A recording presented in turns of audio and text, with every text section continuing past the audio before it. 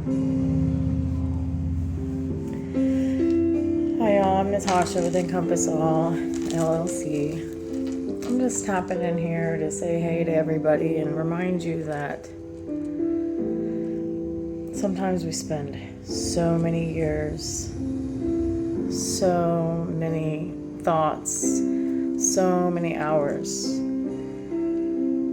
looking and searching for something on the outside, in another person, in a relationship, in validation, in our roles in life, to feel a sense of completeness or wholeness. And sometimes we've gone through 20 relationships or 2 relationships, or tried to find it in having a child, or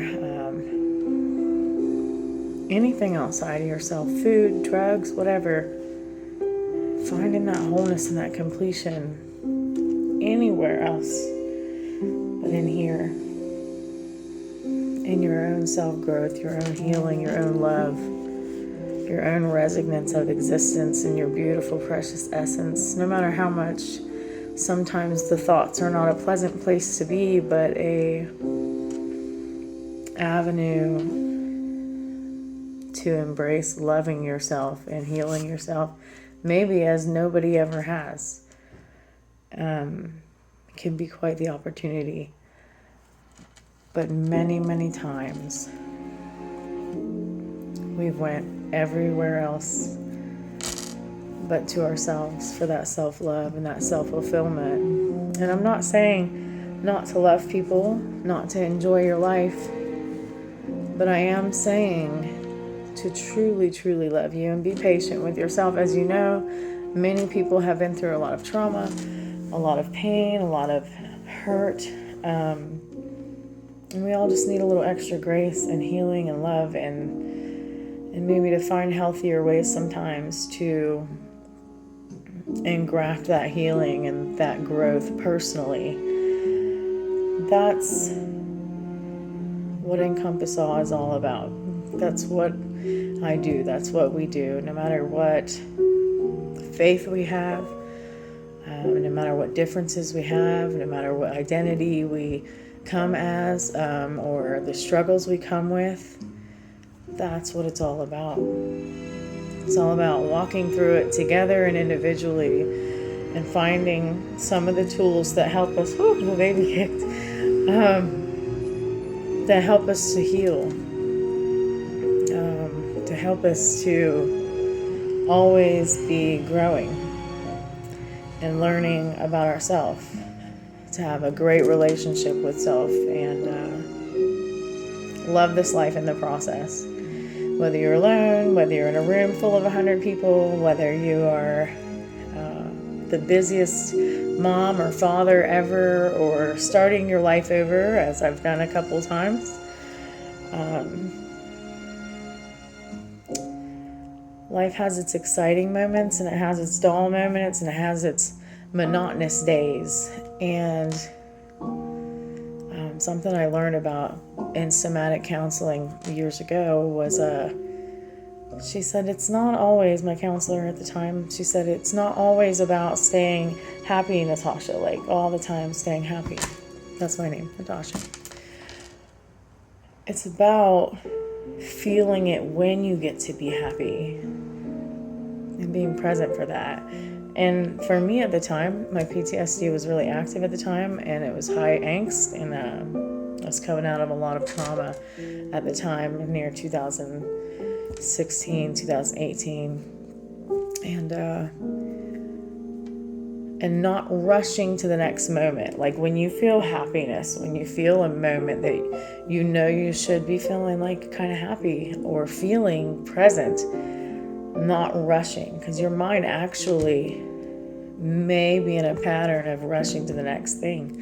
I had trained myself, for example, to do the next thing and the next thing and the next thing, and I was self-employed with a car lot for 12 years at the time, and I always was tasking, and I always had these lists, and then when I was done with that, my kids needed something or my husband, and then I would have a car sale and then have to detail a car. And it was like, even if I was having good moments or bad moments, at some point I was stuck on anxiety, whether I was happy or sad. And she said, you need to slow down in those moments and take time to feel it, and don't rush into the next thing. Like, actually be present. And it's been a while, and I'm starting to get better at it. And I have gotten much better at it for a long time, but then I got pregnant, and some of that stuff came back up. Like anxious wise and memories wise, and this pregnancy has really welcomed a lot of healing that hasn't been comfortable many times, and other times has. But I just really want to encourage you, even with the sad moments, I'm not saying just be stuck there, but try not to avoid what's coming to the surface. Like, see and ask yourself, like, why has sadness come to visit me for the moment? And like, for me, for instance, this morning, I was kind of sad. I was very sad for whatever reason. I was happy too, because life is going well. But I was like, why has sadness come to visit me? And I thought to myself, for many years, for a long time, primarily knew sadness, even though on the outside I was showing people that I was very happy, I was very encouraging, and I was very outwardly showing abundance in my personality. But I was in a hurry and angst, so I was sad too at the same time. I think childhood abandonment issues, things like that, started very young. So these patterns were there, and sometimes I still see them come up, and I'll still see insecurity come up or something, and I'll have to ask myself, is this a pattern that I'm just used to going to automatically without even thinking about it? So I just encourage you to take the time to hold yourself in whatever you're feeling, enough to acknowledge it, love yourself, forgive whatever happened, release the memory,